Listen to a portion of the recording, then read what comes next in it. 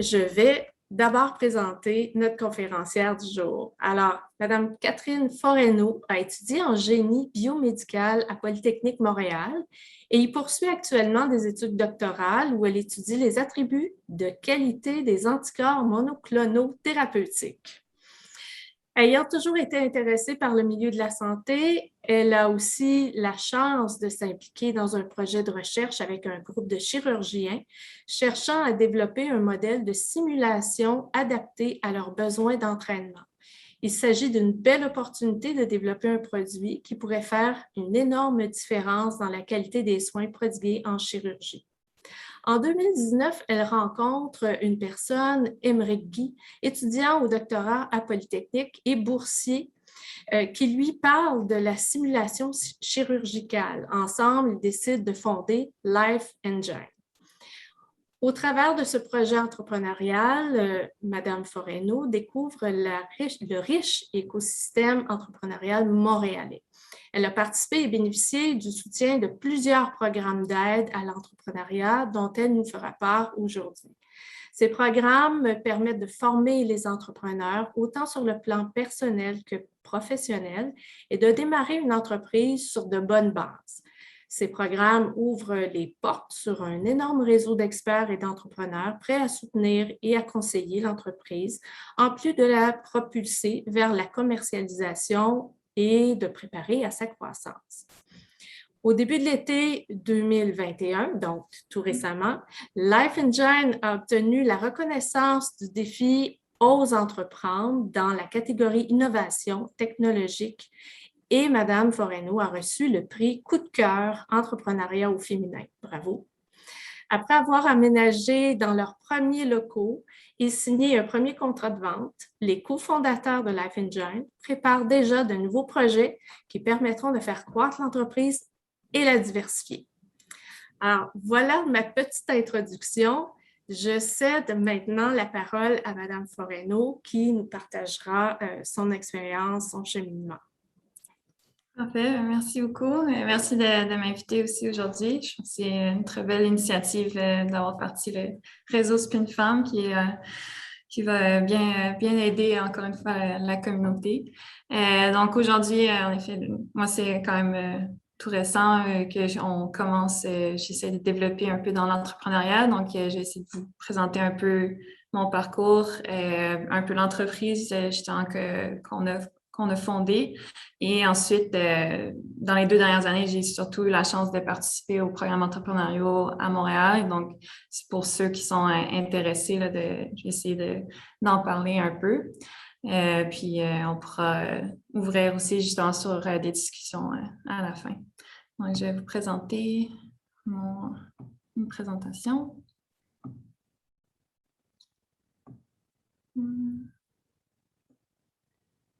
OK, parfait.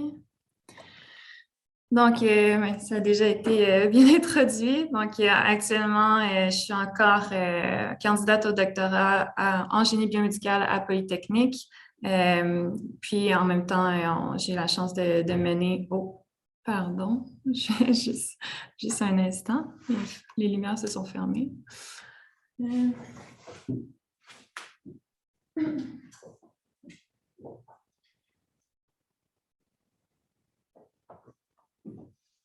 Bon, on va espérer que ça ne se reproduise pas. OK, c'est les joies du virtuel. Exactement. Donc, en ce moment, je fais mon doctorat. J'ai fait mon baccalauréat aussi en génie biomédical à Polytechnique. Puis, j'ai continué ensuite mes études. Et là, depuis 2 ans, je travaille sur un projet aussi plus personnel en parallèle, donc qui s'appelle Life Engine Technology. Et là, on commence vraiment à lancer la commercialisation, puis à chercher justement à grandir, faire croître l'entreprise. Donc, du côté du doctorat, pour ceux qui sont justement qui veulent combiner un peu les deux ou bien qui partent de leur projet de doctorat qui veulent fonder l'entreprise à partir de ça. Je trouvais que l'écosystème aussi à Montréal encourage bien ces initiatives-là. Donc, moi, j'ai la chance d'être accompagnée non seulement à Polytechnique, mais aussi dans les labos du CNRC, donc du gouvernement du Canada. Et donc, j'ai accès là, justement à plein de scientifiques de renommée et de pouvoir développer ce projet-là. Et il y a plusieurs initiatives qui encouragent les étudiants, donc qui les accompagnent non seulement par des bourses, mais aussi qui forment des comités. Donc, pour ma part, j'ai la chance de faire partie du programme Premium, qui est assez récent, qui vient de recevoir, qui a été fondé il y a 2 ans maintenant. Et donc qui donne des bourses pour les étudiants justement au bac, en maîtrise et au doctorat, surtout dans les domaines de biopharmaceutique. Donc, si c'est un domaine aussi qui vous intéresse, c'est un programme qui est vraiment intéressant, qui permet non seulement donc de recevoir une bourse, mais d'être accompagné. Donc, ils mettent en place un comité avec vos superviseurs et avec des contacts industriels pour suivre un peu les avancées de votre projet, puis de vous accompagner dans vos choix de carrière par la suite. Donc, vous pouvez avoir un profil qui est un peu plus académique. À ce moment-là, ils vont essayer de vous orienter ou vous pousser vers des stages ou bien plus entrepreneurial. Donc, à ce niveau-là aussi, ils vont essayer d'accompagner. Donc, ça, c'était assez intéressant. Ils vont aussi offrir l'opportunité de faire des stages à l'étranger et de suivre des écoles d'été. Donc, nous, on avait eu l'occasion de suivre l'école d'été sur le médicament à Montréal, qui est une semaine intensive de formation, non seulement, donc, en fait, par des chercheurs, mais aussi des industriels qui viennent présenter pour suivre la création d'un médicament du tout début jusqu'à la mise en marché. Donc, c'est super intéressant et c'est payé par un programme comme Premium. Puis ensuite, ça vous met aussi au milieu d'un écosystème assez complet. Donc, pour le moment, c'est beaucoup des universités qui soutiennent ce programme. Et donc, ça, c'est un peu de où que j'évolue en ce moment pour le côté doctorat. Puis par la suite, ben, en étant un peu dans ce milieu-là, avec aussi avec Polytechnique, puis il y a de plus en plus d'encouragement vers l'entrepreneuriat. J'ai eu la chance, comme Madame Lafranchise l'a dit, d'être en contact avec d'autres types de chercheurs, donc comme des chirurgiens. Et c'est là que moi, j'ai eu un peu la piqûre de vouloir me lancer dans ce projet-là aussi. Donc, c'est complètement différent. Donc, moi, j'essaie encore de balancer les deux. Mon doctorat, comme on l'a dit, c'est beaucoup plus sur le biopharma. Je suis bien accompagnée à ce niveau-là. J'ai accès à des labos qui sont de haute qualité. Puis, j'évolue à ce moment-là pour la recherche sur les anticorps thérapeutiques. Mais d'un autre côté, j'ai eu la chance aussi de m'intéresser à la chirurgie. Puis ça, c'est grâce à Polytechnique. En fait, à la fin du baccalauréat, j'ai été en contact avec un chirurgien qui demandait un projet aux étudiants. Puis son projet, c'était un simulateur chirurgical pour aider ses étudiants, ses résidents à s'entraîner. Et depuis, ben, j'ai continué à vouloir lui parler. Je trouvais ça super intéressant. Puis, de fil en aiguille, il m'a mis en contact avec d'autres chirurgiens aussi qui avaient les mêmes besoins, qui recherchaient vraiment à améliorer les modèles auxquels il y avait accès. Et de là, j'ai décidé de continuer puis de partir Life Engine. Et là, maintenant, on a monté une petite équipe. Donc, je vais vous présenter aussi, c'est plus ce côté-là entrepreneurial, mais j'ai des enjeux, si vous voulez en parler aussi, de comment balancer un peu les deux. Là. Je dis pas que j'ai la solution, je suis encore en train de balancer. Mais ça se fait, puis il y a beaucoup d'encouragement, il y a beaucoup de flexibilité justement pour soutenir ces initiatives-là entrepreneuriales à Montréal, selon mon expérience. Donc, Life Engine, justement, le besoin auquel on répond, c'est vraiment d'aider les chirurgiens à s'entraîner avant le patient, parce qu'actuellement, ils s'entraînent vraiment sur le patient. Donc, c'est encore un modèle qui est beaucoup mentor et apprenti. Donc, ils n'ont pas encore assez de modèles adéquats pour entraîner la technique chirurgicale, et ce qui fait que c'est une longue courbe d'apprentissage. Puis c'est très stressant, on peut se l'imaginer. Donc, nous, on s'est intéressé vraiment à cette niche-là. Vous avez peut-être déjà entendu parler, c'est sûr que la simulation, c'est un domaine qui est en forte croissance. Puis, en effet, il y a beaucoup de centres de simulation qui se sont développés. Donc, évidemment, on n'est pas les premiers. Mais ce qu'on avait remarqué pour les chirurgiens, c'est que les modèles actuels qui sont beaucoup utilisés servent surtout à la communication, la logistique opératoire, mais pas à la technique nécessairement chirurgicale.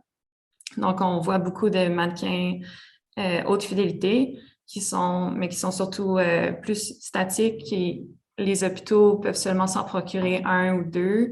Donc, ça limite un peu les accès aux résidents pour venir vraiment se pratiquer. Alors que la technique chirurgicale, c'est un peu comme apprendre un instrument où il y a beaucoup de mémoire musculaire et tout. Donc, il faut de la haute pratique. Donc, nous, on a trouvé une niche où on voulait rajouter en fait le dynamisme de la circulation sanguine. Donc, actuellement, c'est ce qu'on voyait qui manquait pour des chirurgiens cardiaques, surtout vasculaires. Évidemment, le fait d'avoir la pulsation, le débit, le flot sanguin, c'est essentiel dans leur pratique. Donc, ce qu'on a développé, c'est vraiment un système qui reproduit la circulation sanguine, donc tout un système fluidique, et qu'on vient ensuite relier à des modèles anatomiques. Donc, au départ, on s'était lancé beaucoup en synthétique. Donc, on avait monté vraiment un modèle de cœur synthétique, mais on a eu aussi beaucoup d'intérêt pour le cadavérique. Donc, les chirurgiens nous avaient proposé d'utiliser le même système, mais de venir l'installer sur des cadavres qui sont utilisés dans leur cours de médecine. Et donc, là, on réussit à reproduire toute la circulation sanguine dans l'abdomen, puis dans tous les organes. Donc là, ils peuvent vraiment venir faire une simulation de façon hyper réaliste parce que pour le moment, le cadavre reste quand même le modèle le plus proche de l'humain, donc évidemment.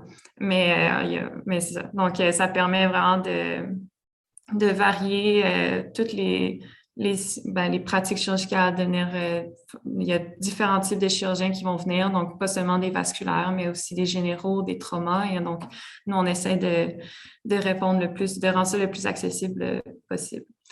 Donc, ça a été toute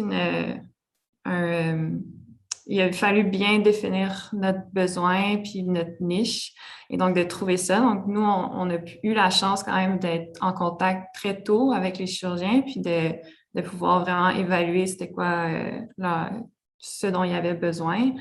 Puis d'essayer de ne pas se dire non plus c'est un seul chirurgien qui est intéressé par ça, mais essayer d'aller chercher, voir est-ce qu'il y en a d'autres aussi, est-ce que c'est vraiment un besoin qui est pas universel, mais qui est intéressant pour plusieurs chirurgiens, puis est-ce qu'il y a un marché. Donc ça, on a pris quand même un peu de temps avant de bien se définir. Par exemple, pour les modèles anatomiques, pour les modèles synthétiques, donc on n'est pas non plus expert, on ne fait pas des cœurs qui sont super haute fidélité. On essaie de voir c'est quoi le plus accessible, le plus proche.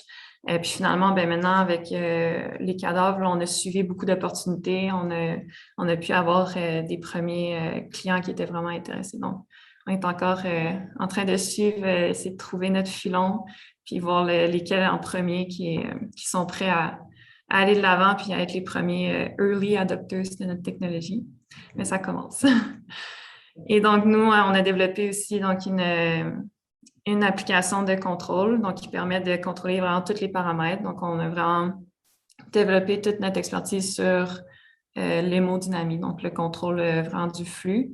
Puis, on espère même se tourner un peu plus vers l'analyse de la performance chirurgicale. Donc là, c'est notre dernier, c'était pas vraiment un pivot, mais on a vu qu'il y avait encore un plus grand besoin vers ce domaine-là. Donc, c'était pas seulement d'avoir la simulation qui est importante, mais d'avoir le suivi qui vient par la suite. Parce que les chirurgiens actuellement, la simulation, il y a eu un gros buzz. Puis, c'est vraiment cool. Tout le monde est intéressé, tout le monde voit le potentiel.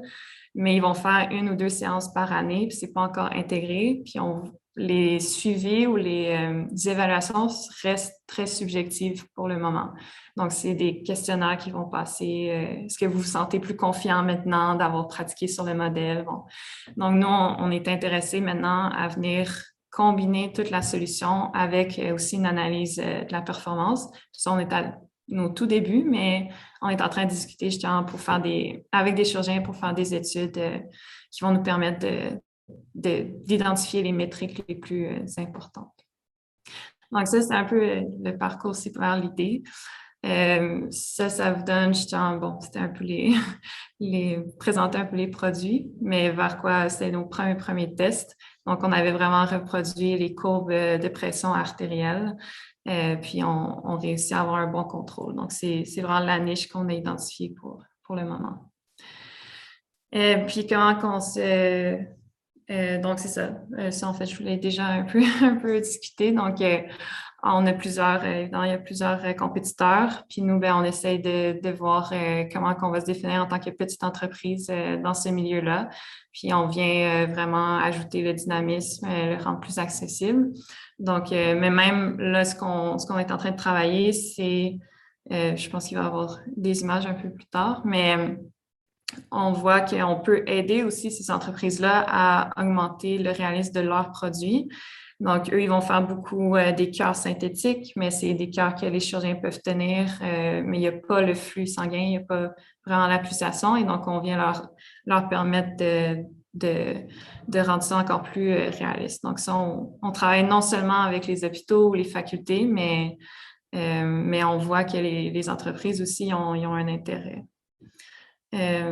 Donc si c'est pas un domaine que vous êtes habitué d'entendre parler, nous, nos clients, au final, c'est vraiment les centres de simulation qui sont beaucoup affiliés aux universités, qui viennent aussi, il y a des medtech, donc toutes les entreprises qui vont développer des nouveaux appareils médicaux ou prothèses, parfois vont aller en centre de simulation pour faire la promotion de ces nouveaux appareils-là aux chirurgiens ou bien même pour faire des premiers tests. Donc, on essaie de voir si on peut les aider à développer des nouvelles prothèses ou des nouveaux cathéters. Donc, ça, c'est un marché qu'on est en train d'explorer. Puis, donc, tout ça, c'est un peu, là, on a beaucoup travaillé dans la dernière année, justement, avec les incubateurs qui nous ont accompagnés pour définir ce type de marché-là. Puis, ce que nous, on a adopté comme stratégie, puis je pense on se les fait dire énormément aussi dès que vous commencez les premiers cours d'entrepreneuriat, c'est toujours d'aller voir le plus tôt possible vos clients ou vos utilisateurs pour comprendre vraiment comment que le produit va être utilisé, vraiment comprendre le besoin. Donc, nous, dès le début, justement, c'est venu directement d'un chirurgien. Donc, on a travaillé avec eux pour développer. On a fait vraiment une approche de co-développement. Donc, on a eu la chance de travailler au département d'anatomie de l'UQTR, qui sont un gros centre au Québec. Et maintenant, on est aussi avec McGill, donc un peu plus proche à Montréal, pour travailler avec eux, pour développer justement la technologie. Et là, aujourd'hui, j'ai la chance d'être à l'Institut de cardiologie de Montréal. Donc, on prépare aussi plusieurs projets avec eux, plus du côté synthétique. Donc, on a vraiment ces deux pôles-là. Et ce qui est important, c'est de développer ce réseau-là, justement, des utilisateurs. C'est eux qui sont les champions qui parlent vraiment le plus de notre technologie. Donc, surtout en chirurgie, pour nous, c'est assez un monde qui est très petit. Puis les chirurgiens, dès qu'il y en a un qui parle un peu de nous, ça se propage assez vite. Puis là, on a eu la chance d'avoir un chirurgien français qui est en retourné en France, puis parler de nous à son hôpital. Et là, on vient tout juste d'aller faire une livraison justement en France. Donc, on travaille aussi avec un laboratoire d'anatomie là-bas. Donc, vraiment, nous, ça a été la clé, je pense, de notre développement dans les 2 dernières années, c'est d'être constamment en relation avec eux, même si les chirurgiens, c'est pas eux qui vont payer, mais on sait qu'ils ont beaucoup dès qu'eux, ils sont contents, ben, on peut aller voir rapidement l'hôpital puis dire, ben, regardez, on a déjà des chirurgiens qui veulent travailler avec la technologie, qui sont intéressants, qui sont intéressés par le projet. Donc, c'est plus facile par la suite s'il y a déjà de l'intérêt. Et donc, maintenant, ça, c'est donc notre équipe. Moi, j'ai cofondé avec Émeric Guy, qui était aussi à Polytechnique, qui finit son doctorat. Et là, on a d'autres ingénieurs qui se sont rajoutés. Puis, on roule beaucoup des stagiaires aussi. Donc, le fait d'avoir la chance d'être encore à Poly, c'est qu'on est en contact beaucoup avec les étudiants, puis ils viennent nous aider justement à développer.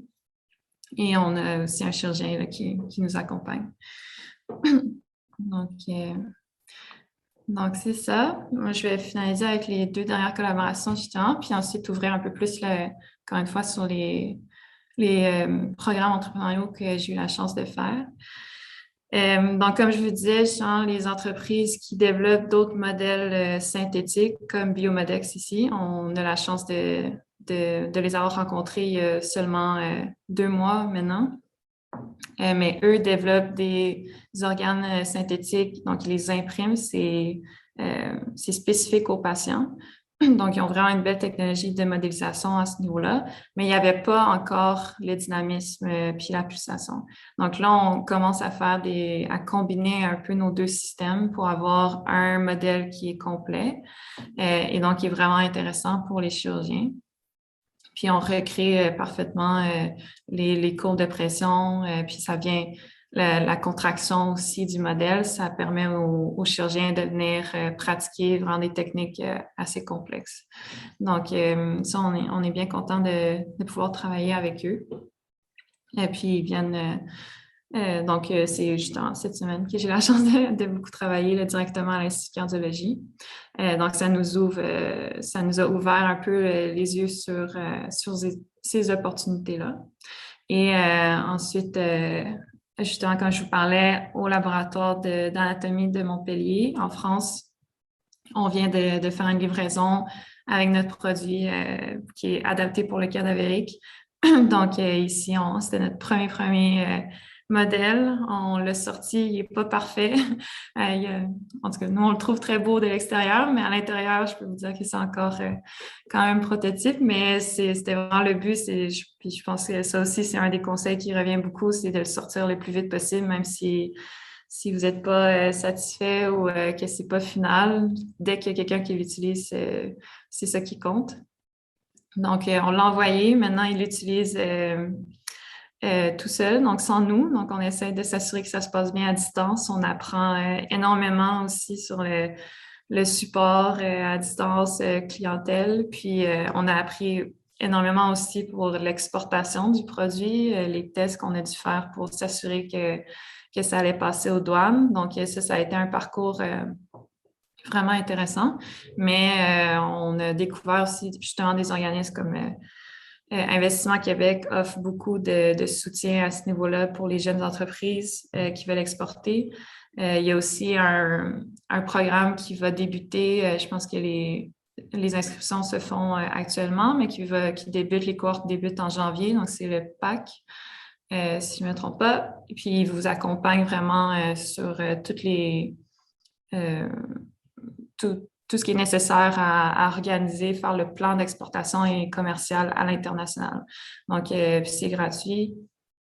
C'est vraiment offert par le gouvernement.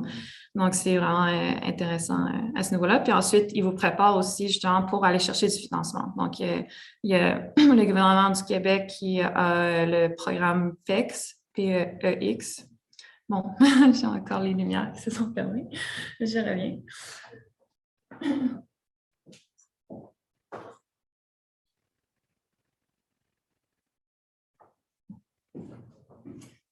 Pardon, j'ai comme pas le contrôle à ce niveau-là. Mais donc, je vous parlais du PEX, qui est un programme québécois qui accompagne les entreprises dans leur exportation, donc qui donne du financement, non seulement pour l'exportation, mais aussi Donc, la commercialisation à l'international. Donc, c'est vraiment si vous devez faire des démos à l'extérieur, aux États-Unis, même à l'extérieur du Québec, ça peut rester au Canada, mais dans les autres provinces, ils peuvent vous aider à financer tout ce qui est nécessaire pour vos démos. Puis, à plus grande échelle, il y a le programme CanExport aussi du gouvernement du Canada qui peut accompagner. Donc, c'est des programmes vraiment intéressants aussi à ce niveau-là. Donc, c'est ça. Donc, j'ai commencé à ouvrir un peu plus sur ces programmes-là. C'est un bon pont. Donc, dans toute la sphère plus académique, mix académique et entrepreneuriale, je pense que l'Institut Transmedtech est très bien positionné. Donc, ça ressemble un peu au programme Premium dont je vous ai parlé un peu plus tôt. Premium qui est très ciblé sur le biopharmaceutique, mais l'Institut Transmedtech, donc, est un peu plus large. Donc, ils vont vraiment aller chercher à soutenir les innovations et les projets dans ces trois grands sujets. Donc, toute la recherche sur le cancer, les maladies cardiovasculaires et musculo-squelettiques, pardon. Et donc, ils viennent vraiment offrir beaucoup de financement. Donc, si vous êtes encore étudiant, ils donnent beaucoup de bourses aussi. Puis, ils ont un peu le même modèle. Donc, il y a un comité qui vous accompagne avec non seulement vos directeurs, mais aussi des gens de l'extérieur, donc soit de l'académique ou de l'industrie. Et ils vont vraiment vous faire des profils. Je pense que par la suite, j'ai les 3 profils. Entrepreneur, industriel ou académique. Donc, selon vos choix de carrière, vous pouvez rentrer dans leur programme, puis ils vont essayer de vous accompagner encore à ce niveau-là. Et c'est quand même des grosses bourses qu'ils offrent, mais ils offrent aussi directement aux entrepreneurs. Donc, si vous voulez monter un projet Transmedtech pour votre entreprise, ils vous donnent du financement pour engager des étudiants ou pour vous mettre en contact avec les cliniciens qui sont nécessaires à votre programme, à votre projet, pardon. Donc, Transmedtech se sont vraiment définis comme un centre d'excellence à Montréal. Ils sont vraiment dans les gros centres cliniques. Puis, ils essaient de développer vraiment un écosystème Living Lab. Donc, où ils vont mettre en contact le plus d'entreprises, de cliniciens ensemble pour que les projets avancent très vite. Donc, si jamais c'est quelque chose qui pourrait être lié à votre projet, ils sont vraiment bons pour vous accompagner, c'est certain. Donc, c'est ça. Donc, ça, c'était très encore académique, scientifique. L'écosystème à Montréal aussi se développe beaucoup en technologie, là. Donc, mais c'est sûr que nous, on a fait des programmes que je pourrais vous parler quelque peu. On pourra ouvrir aussi sur les questions, mais qui sont ouverts, qui ne sont pas seulement en technologie, parce que c'est sûr qu'à Montréal, il y a tout un secteur qui se développe. On est quand même bien reconnu dans plusieurs domaines.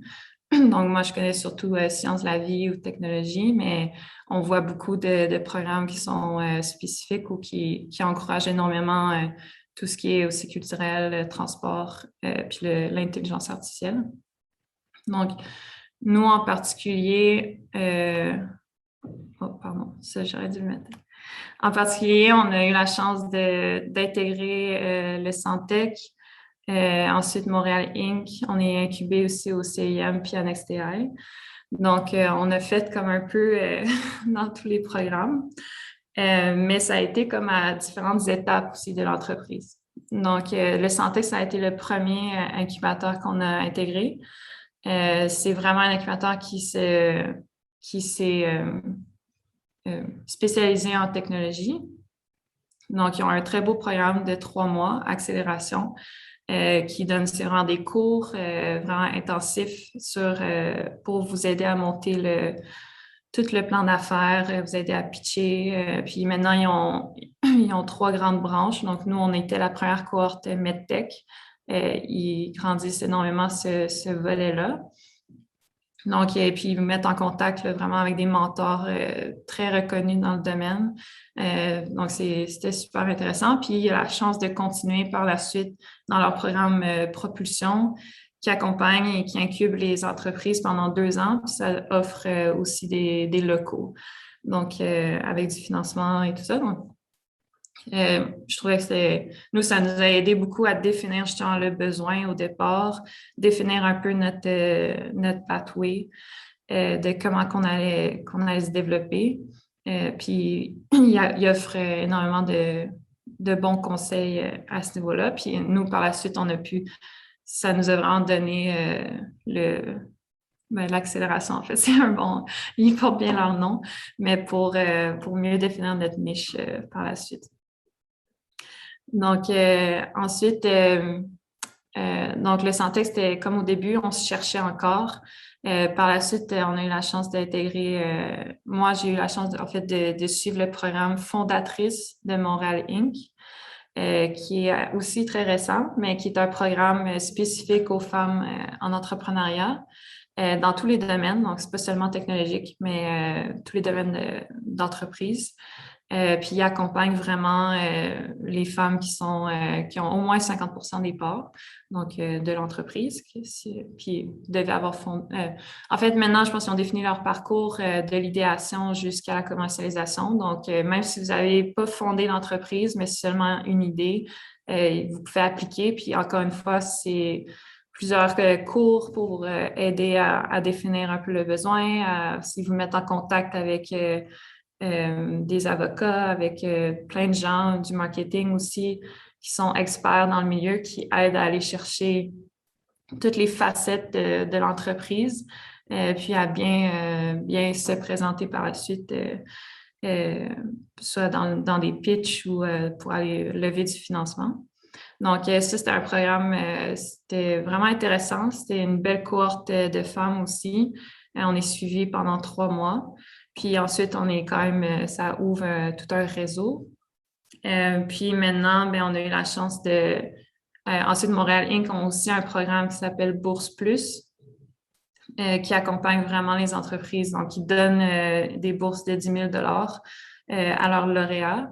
Et donc, ça nous a beaucoup aidé aussi à avancer. Puis, l'avantage de Montréal Inc., c'est c'est vraiment, ils ouvrent tout un réseau à Montréal d'experts. Donc, eux, dès que vous avez une question, vous pouvez leur dire j'aimerais ça être en contact avec quelqu'un, un comptable ou quelqu'un en finance. Et là, eux, ils vont regarder dans leur réseau les bénévoles qui sont prêts à donner des conseils, à accompagner les entrepreneurs.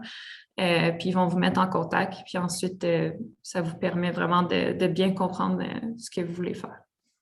Donc, puis ils vous accompagnent pendant 1 an au moins. Donc, c'est vraiment un beau programme. Donc, c'est ça. Donc, ça, c'est gratuit. Même, ils vous donnent des bourses. Le CIM, on a la chance aussi d'être incubé actuellement. Donc, le CIM, c'est vraiment un incubateur, mais qui offre des services professionnels. Donc, jusqu'à là, les autres programmes comme le Santec ou Montréal Inc., c'est plus pardon. OK. C'est bon. Donc, les autres, c'est vraiment des programmes qui sont ouverts, qui sont gratuits. Mais le CIM, c'est des services qui sont professionnels. Donc, c'est payant. Par contre, vu que c'est un incubateur qui est reconnu par le gouvernement du Québec, et c'est possible d'appliquer pour un bon d'incubation au ministère de l'Économie et de l'Innovation pour recevoir le financement et payer ces services-là. Donc, nous, c'est ça qu'on a eu la chance d'obtenir. Donc, c'est un bon de 30 000 qui nous permet maintenant d'être suivis pendant 1 an ou 2 par l'équipe professionnelle du CIM et de recevoir vraiment leurs conseils pour la commercialisation de notre entreprise.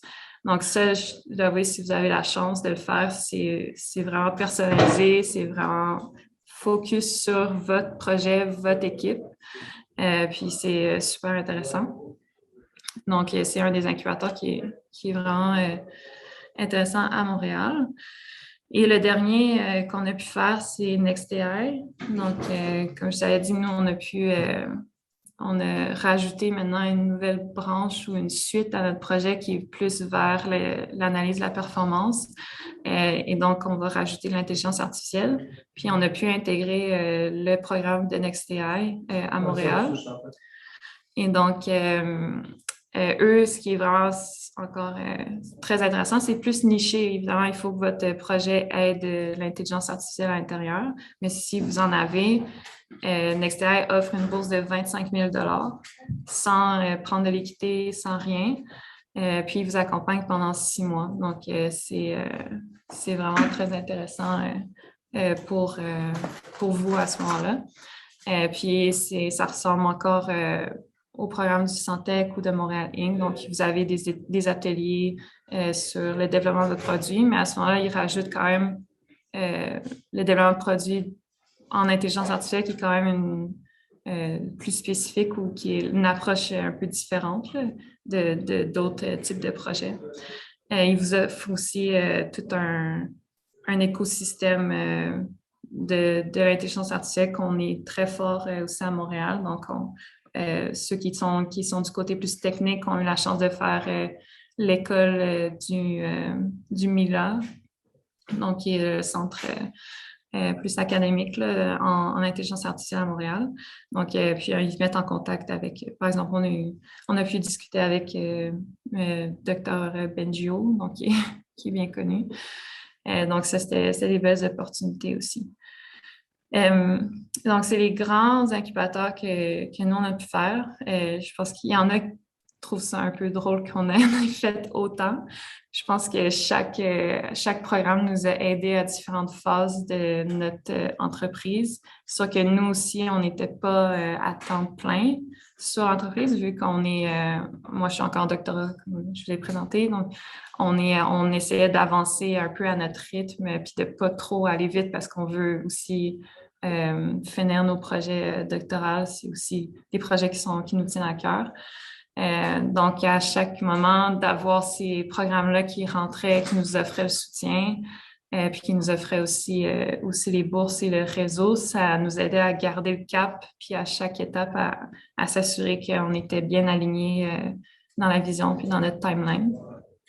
Donc, je pense que chacun a ses particularités, chacun a aussi ses avantages, ou bien ça dépend de la vitesse à laquelle vous voulez aller, mais c'est clairement des programmes qui sont assez exceptionnels, là, donc qui valent la peine. Puis j'avais mis aussi quelques autres programmes ou organismes qui aident plus dans le côté scientifique ou sciences de la vie. Par exemple, le programme de développement de l'entrepreneuriat en sciences de la vie est aussi récent, mais c'est un consortium de l'école de gestion John Molson, de la faculté de pharmacie de l'UDM et de Montréal InVivo. Montréal InVivo qui est aussi qui est très intéressant dans le marché biopharmaceutique là, à Montréal. Dès que vous avez des projets, vous pouvez les contacter. Ils apportent beaucoup d'aide. Mais ensemble, les trois ensemble ont créé ce programme de développement puis qui est vraiment adapté pour les gens en sciences de la vie. Donc, c'est un programme de 1 an. Puis, c'est une fin de semaine par mois qui vous invite à suivre des formations sur le développement des médicaments ou bien vraiment dans l'entrepreneuriat. Pardon. Donc, là, c'est vraiment, ils vous mettent en contact beaucoup dans le réseau avec les experts du milieu. Par contre, c'est payant. Donc, je crois que le programme pour 1 an, c'est un certificat vraiment de Concordia. Ça coûte d'après moi 7 000 pour le programme en tout. Par contre, vous pouvez choisir à la carte les formations qui vous intéressent. Donc, si vous voulez payer seulement pour une fin de semaine, c'est possible aussi. Ou bien, il y a des bourses qui sont offertes. Donc, par exemple, Transmedtech, moi, j'ai eu la chance d'être choisie pour la bourse en entrepreneuriat au féminin pour suivre ce programme-là. Donc, c'était une bourse qui était offerte par Montréal InVivo et le gouvernement du Québec. Et donc, Transmedtech pouvait choisir quelqu'un. Il y avait aussi Pfizer, donc vous pouvez appliquer aux différents sponsors du programme. Puis, ils offraient la bourse pour payer toute la formation. Donc, ça, c'est vraiment intéressant. Puis, c'est avoir le programme aussi sur 1 an, comparé aux autres programmes incubateurs qui sont comme très intensifs pendant 3 mois. C'était aussi intéressant parce que là, il y avait vraiment le suivi qui était à long terme. Et finalement, si vous ne les connaissez pas, il y a MedTech qui se développe énormément pour accompagner les entreprises en médical. Donc, ils offrent beaucoup de financement pour amener votre technologie en milieu clinique. Donc, ils montrent vraiment des projets super intéressants à ce niveau-là.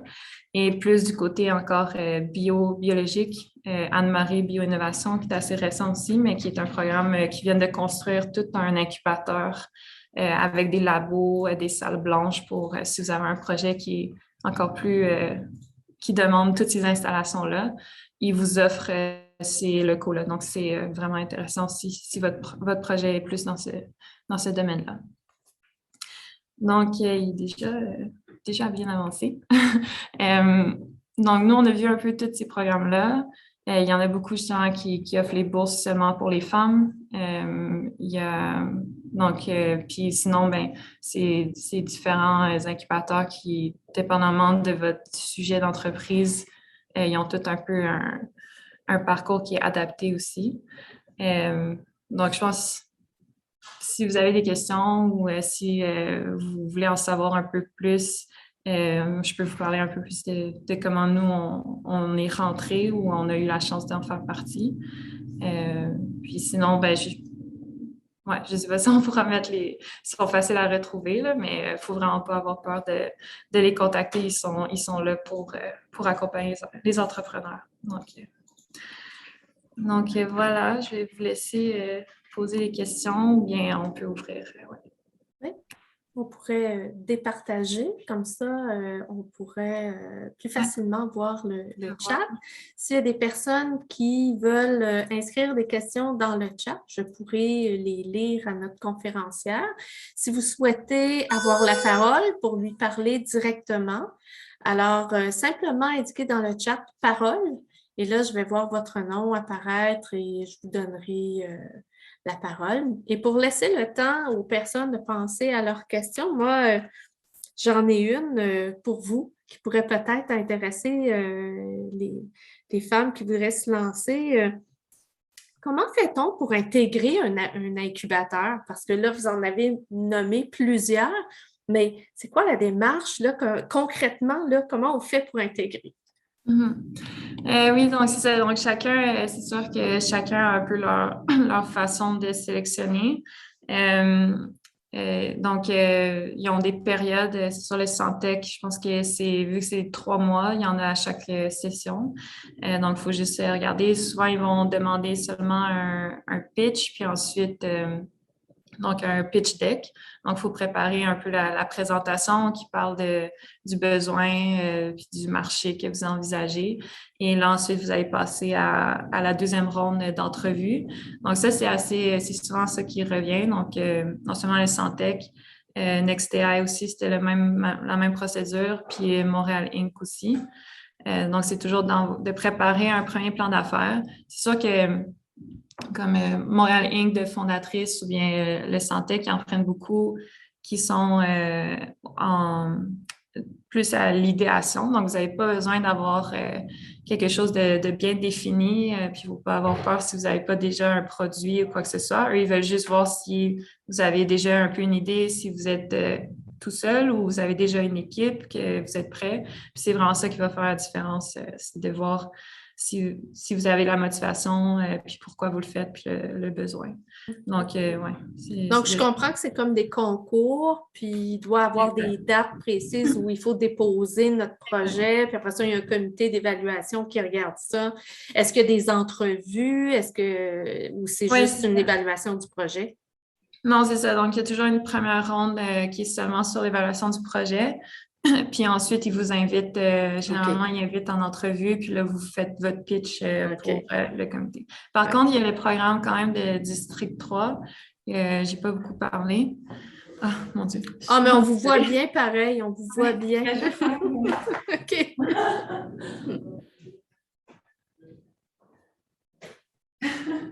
Bon. Euh, le district 3 à Concordia, ils offrent quand même un programme en ligne qui est ouvert en tout temps. Donc, ça peut être la première OK. formation si vous voulez aller suivre. Ils ont des ateliers qui sont ouverts à tous. Donc, c'est quand OK. même une bonne première Très phase de bien. départ. Alors, les questions commencent à s'intégrer au chat. Donc, j'ai une première question. Quel bénéfice avez-vous trouvé à allier entrepreneuriat et projet doctoral, faire des études en même temps? Euh, ouais, donc c'est pas toujours facile. C'est sûr que donc moi, je pense que j'étais vraiment intéressée tout le côté bio puis médical. Donc c'est sûr, après mon bac, je cherchais un peu un projet. Donc c'est là que je me suis intéressée. Je suis allée voir un professeur pour voir s'il y avait un projet en biomédical, là. Donc c'est là que j'avais commencé mon projet doctoral. Mais je pense que j'apprenais beaucoup que je voulais mener mon propre projet. Donc, au départ, c'était non seulement j'étais intéressée par le sujet, mais c'était aussi le projet doctoral me permettait de me développer dans la gestion d'un projet, d'avoir la flexibilité de le faire par moi-même. Puis, donc, j'avais un peu cette idée-là, mais en même temps, j'avais été en contact avec les chirurgiens, puis ça me motivait tellement. J'avais toujours le projet un peu en tête, donc c'est là que je me suis dit, ben là, il me semble c'est tellement intéressant puis tellement important que les chirurgiens s'entraînent, donc c'est vraiment un projet qui venait me chercher. Donc, j'ai décidé quand même de le faire en même temps. Après, c'est sûr que j'ai dû en parler avec mon professeur là, de doctorat, donc il est au courant que j'essaie de combiner les deux. Puis ça me tenait quand même à cœur. Donc, c'est deux projets qui m'intéressent énormément. Puis je trouve que ça valide aussi dans le domaine d'être capable de continuer d'avoir le projet de doctorat euh, qui est quand même là. Puis il y a aussi, ça ce sera à voir, mais il y a quand même des possibilités de spin-off ou de partir une entreprise avec mon projet de doctorat. Donc, ça, ce sera à voir par la suite, là. Donc, c'est ça. Donc, j'avais déjà un peu l'idée, je pense, de vouloir avoir mon propre projet. Mhm. Puis, en fait, j'en ai eu deux en même temps qui se sont comme présentés. Puis là je fais les deux. Je suis les deux. C'est pas toujours la meilleure idée, Ben, mais en tout cas, pour vous, ça semble être une bonne idée parce ouais. que, comme vous dites, vous vouliez avoir votre projet à vous, donc vous aviez Mhm. déjà la fibre entrepreneuriale, puis ce que vous apprenez dans l'un, vous pouvez le transférer dans l'autre, hein, apprendre à gérer des équipes. Quand on est entrepreneur, on le fait, puis après ça, quand on devient chercheur, on gère des équipes aussi. Donc, Ouais. c'est toutes des compétences que vous développez qui sont transférables. Donc. Exact. Puis les deux milieux se rejoignent beaucoup au final, puis d'être capable d'être dans l'écosystème, d'avoir la flexibilité au doctorat aussi, puis d'avoir Ouais. accès au laboratoire, mais de développer tout ce réseau-là, c'est sûr que c'est super intéressant dans les deux J'ai projets. une autre question de Mme Nathalie Lachapelle, qui est professeure en entrepreneuriat à l'Université TELUC, qui vous dit bravo pour votre parcours très intéressant. Et sa question est comment avez-vous développé l'intérêt pour l'entrepreneuriat au départ? Donc, comment c'est né ça en vous? Et en fait, quel a été l'élément déclencheur? Ça, c'est intéressant parce qu'il y a toujours quelque chose, quelque part, à un moment donné dans notre parcours Ouais. qui déclenche. C'était en nous, mais là, c'est comme la révélation. Hmm. Ouais, exact. Donc c'est ça. Moi, je pense, tu sais, j'ai fait génie biomédical. Pendant longtemps, j'étais vraiment intéressée en médecine. Donc, je voulais aussi essayer de voir si je pouvais aller en médecine, mais d'avoir le génie médical, ça m'a pris du temps, en fait, à me trouver en tant qu'ingénieur. Donc, tu sais, ça m'intéressait énormément. J'adore les technologies, mais j'étais pas certaine qu'est-ce que j'allais faire comme ingénieur. Puis c'est vraiment à la fin, quand j'ai eu la chance de faire un projet pour les chirurgiens, que là, je me voyais, OK, mais c'est vrai, on est ingénieur, on aide en fait les médecins à faire mieux leur travail puis à améliorer.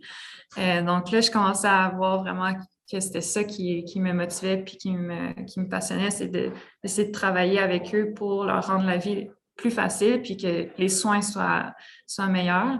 Puis je pense que d'avoir fait déjà un projet qui était concret, d'avoir vu un besoin aussi qui était présent, de comprendre ce besoin-là, ça m'est tellement resté dans la tête qu'à un moment, je me suis dit, bon, ben, je pense que je suis capable de faire un projet qui répond. Le chirurgien en question avait l'air content déjà de la première concept qu'on avait fait.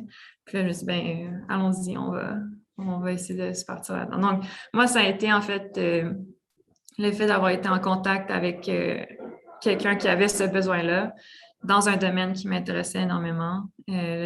Ça m'a vraiment parti sur le projet. Donc, les rencontres. Ouais, ouais, Les exact. échanges, les rencontres, puis vous l'aviez dit, ça aussi, durant votre présentation, là, que c'est ces rencontres-là. Le fait que vous avez été tôt en contact avec Mm, les chirurgiens, c'était un avantage aussi pour penser tout le exact, projet. exact. Mm. C'est ça. Puis je pense que tout l'écosystème le favorise le plus possible. Donc, Ouais. de s'assurer d'en faire partie puis d'être au milieu de tout ça, c'est clair que Mm. ça favorise beaucoup ces échanges-là.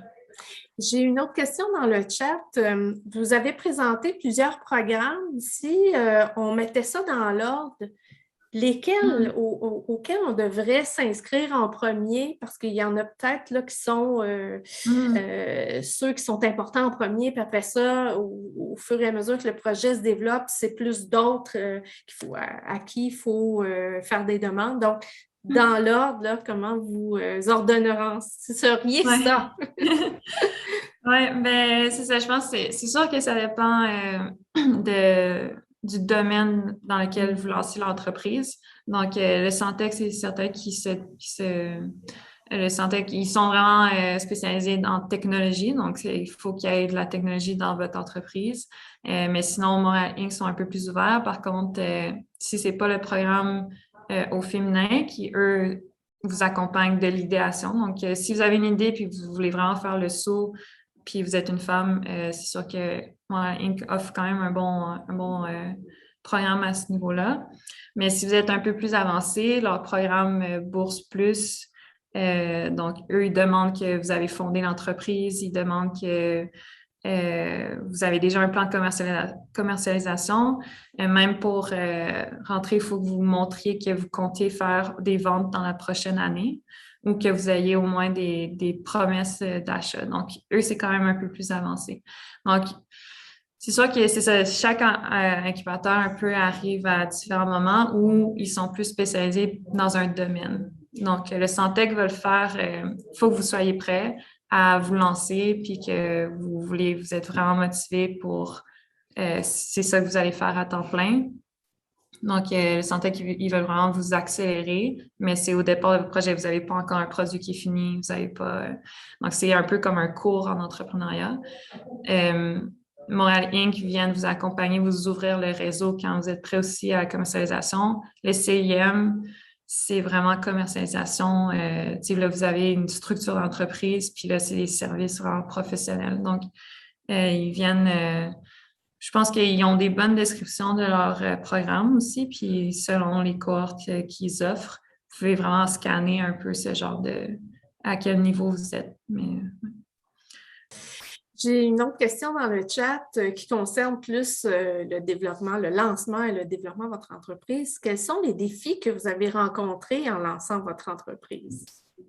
Oui, mais je pense au départ, ça a été c'est de bien se positionner ou trouver la niche un peu parce que je pense qu'on était motivés, on avait une idée, un premier prototype, puis on avait des chirurgiens qui étaient super intéressés, mais entre ces discussions-là ou ces projets collaboratifs-là, puis d'avoir la structure pour vraiment vendre ou faire de l'argent qui est rentable avec ce projet-là, c'était comme un gros pas. Donc, nous, on se disait, ben là, on a déjà des projets, ça va bien, mais quand on était au Santec ou justement dans les incubateurs, elle dit, ben non, mais ça va être quoi ton prix? Comment tu vas le vendre? C'est quoi ton approche? C'est pas les chirurgiens qui payent. Bon.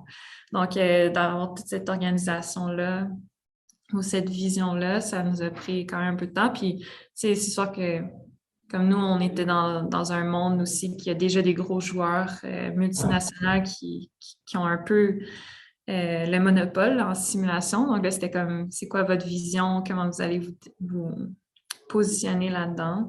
Donc, ça a été d'aller chercher justement tout l'accompagnement ou les mentors.